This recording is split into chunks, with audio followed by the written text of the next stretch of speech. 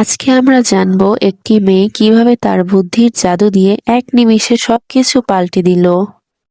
সঠিক সময় সঠিক বুদ্ধি কিভাবে আপনার জীবন পাল্টে দিতে পারে জানতে হলে আমাদের সাথে থাকুন। কিছু বছর পূর্বের কথা, একটি শহরে একজন ব্যবসায়ী ছিল। সে তার ব্যবসার জন্য সেই শহরের একজন ধনী ব্যবসায়ী থেকে কিছু টাকা ঋণ নিয়েছিল, কিন্তু ব্যবসায় কয়েকবার টানা লোকসান হওয়ায় ধনী ব্যবসায়ী সুদের টাকা হারে হারে বৃদ্ধি পেয়ে যায়।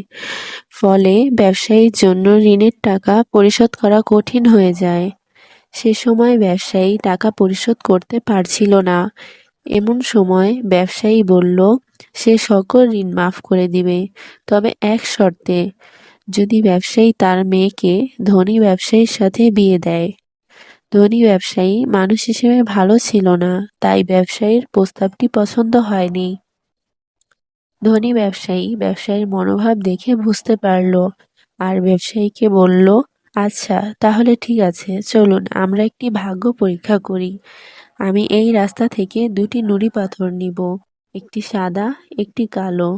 দুটি পাথর একটি ব্যাগে রাখবো। আপনার মেয়ে সেখান থেকে একটি পাথর তুলবে। যদি সে কালো পাথরটি তোলে, তবে সে আমাকে বিয়ে করবে এবং আমি আপনার সকল ঋণ মাফ করে দিব। যদি সে সাদা পাথরটি তোলে, তবে আমি আপনার সকল ঋণ মাফ করে দিব, কিন্তু তখন আর তার আমাকে বিয়ে করতে হবে না। এমন সময় ধনী ব্যবসায়ী রাস্তা থেকে দুটি নুড়ি পাথর তুলে ব্যাগে রাখছিল।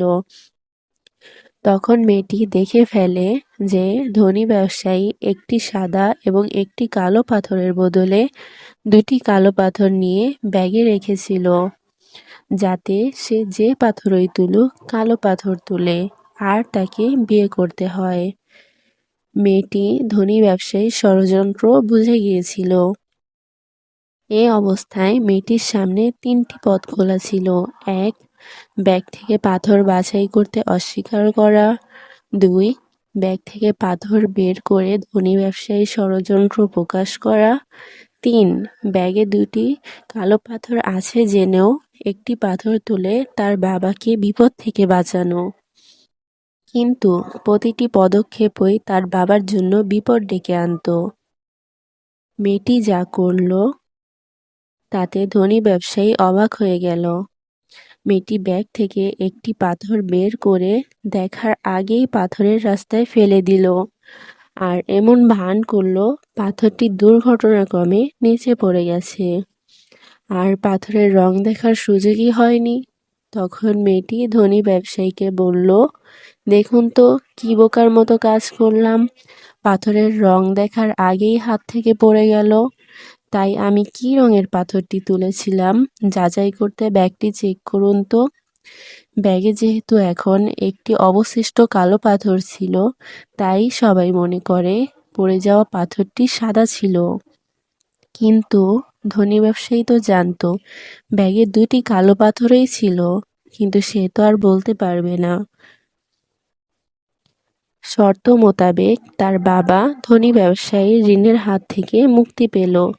এই গল্প থেকে আমরা এটাই শিক্ষা পাই, সব সময় কঠিন পরিস্থিতি থেকে বের হওয়ার উপায় থাকে, শুধু মাথা ঠান্ডা করে ভাবতে হয়।